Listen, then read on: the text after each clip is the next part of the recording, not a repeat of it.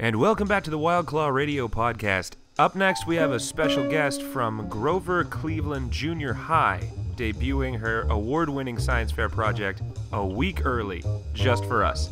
So let's all give a warm welcome to Miss Andrea Tanucci, presenting Walkers versus Runners. Andrea, thank you for being here. Thank you, WildClaw, for inviting me. This is super awesome. For this year's science fair project, I wanted to explore fear and death.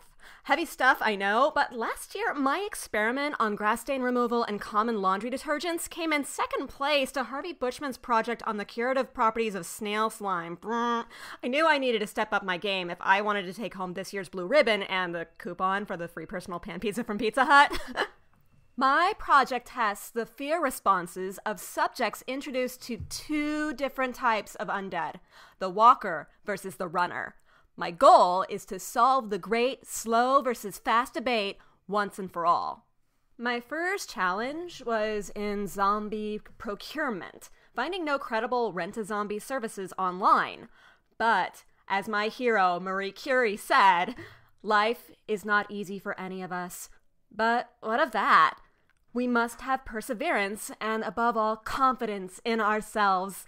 We must believe that we are gifted for something and that this thing must be attained. So, back to the drawing board. In the Resident Evil franchise, the sinister Umbrella Corporation unleashed a virus in Raccoon City, causing the dead to rise. Looking for a real-world equivalent to Umbrella Corps led me to the Northern Illinois biotech firm Abbott Labs.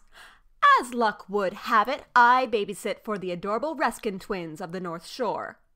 Papa Bear Redskin is a big, bad scientist at said lab, so I nicked his keys and ID badge. I convinced my Girl Scout troop that we should go tour the labs for our chemical warfare badge. Once on site, I slipped away from the tour, stole a lab coat, and put on my vanity glasses, which I'm told totally make me look like I'm in college. Using the ID badge, I swiped my way into lab after lab. I found the one with the most biohazardy signs, donned a totes unflattering hazmat suit thingy, and then grabbed a bunch of vials while the sweaty technician was on break. I didn't know what was in all those scary vials, so I put a drop of each into a pina colada wine cooler that has been in the back of the fridge for like 2 years, and then set the trap for one Ronnie Lightning McCaffrey, sophomore track star, pseudo-friend of my older brother Leon, and all-around douche nozzle. Using my brother's Facebook account, I IM'd Ronnie about a booze stash in our shed. Ronnie, true to his nickname, was there in a jiffy and slightly confused to find only one mostly lukewarm wine cooler in the workbench and no Leon in sight. But he wasted no time chugging it down, also proving a well-known fact that teenage boys are disgusting. So Ronnie started to choke and make a bunch of pathetic wheezing noises and stuff, so I chained him up right quick because he seemed mighty displeased, foaming at the mouth and stuff. I think technically he wasn't a zombie, but more like one of those rage virus variant zombie type things a la 28 Days Later. FYI, not the Sandra Bullock movie.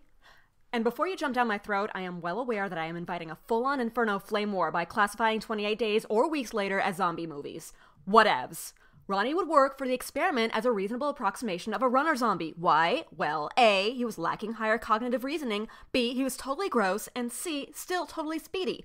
Let us call him Variable A.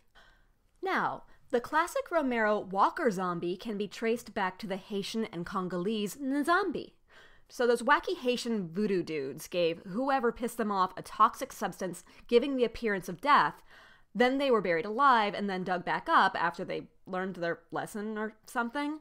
Generally, the 1-2 combo of poison and oxygen deprivation from being 6 feet under caused serious brain damage, hence they were beaucoup easy to control. Romero then took this concept and twisted it to create like a potent social metaphor for our decaying society, I guess, by making zombies eat brains. Or so the internets tell me. So, following a recipe from my personal voodoo expert, Papa Fido, we're Facebook friends, by the way, I ordered authentic Haitian-grown digitalis, some foul-smelling secretions from the booga toad, or whatever that is, and the rare pufferfish tetrodotoxin from the seller Iken Hazambi on eBay. Variable B, aka Teddy Rosen, was the slowest and meanest student in the 9th grade, and he completely sabotaged my napkin holder in woodworking class 2 weeks ago. He totally deserves to be a brain-dead flesh eater. I lured him to my dad's shed with a promise of second base and offered a zombie cucumber spiked cupcake. The magic of science and a dash of voodoo did the rest.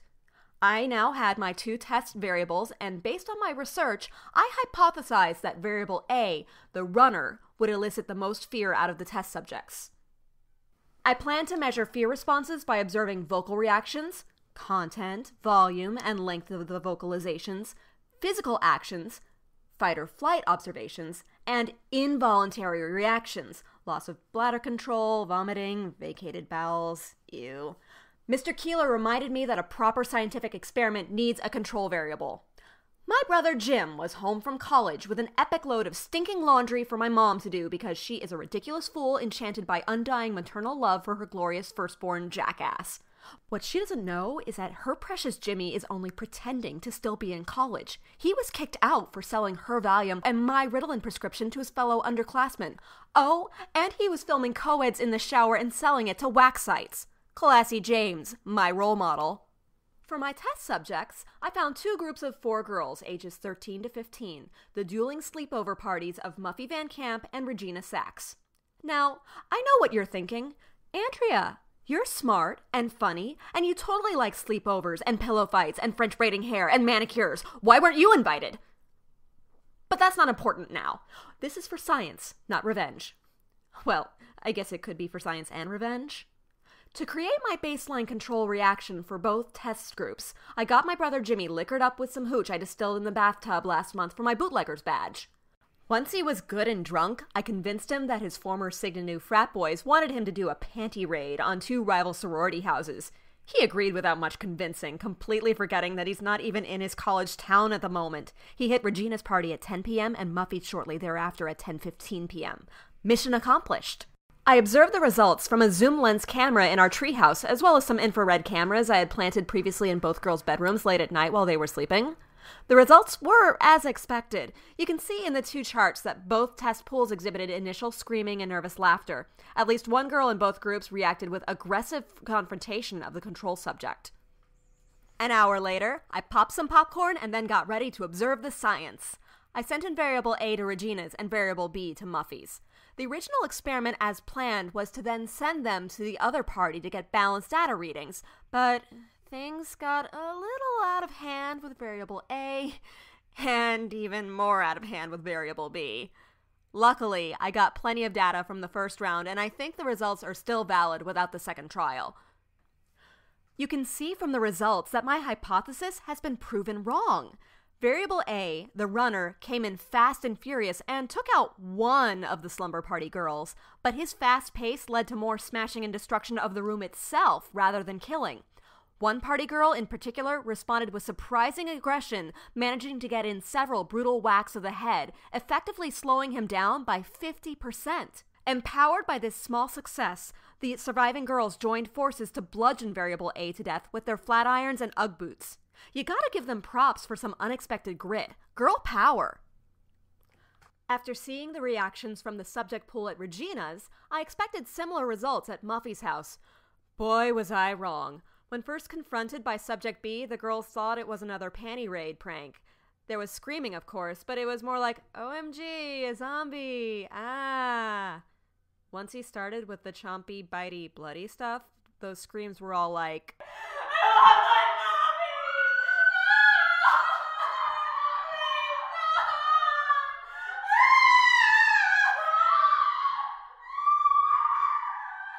Variable B proved that slow and steady wins the race. Perhaps it was his slow and methodical pace that just sent the test pool over the edge into paralyzed lumps drooling with fear.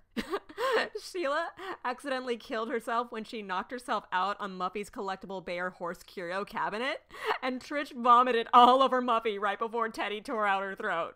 It was classic, LOL. Isn't science fun? I really learned something, and I hope you did too.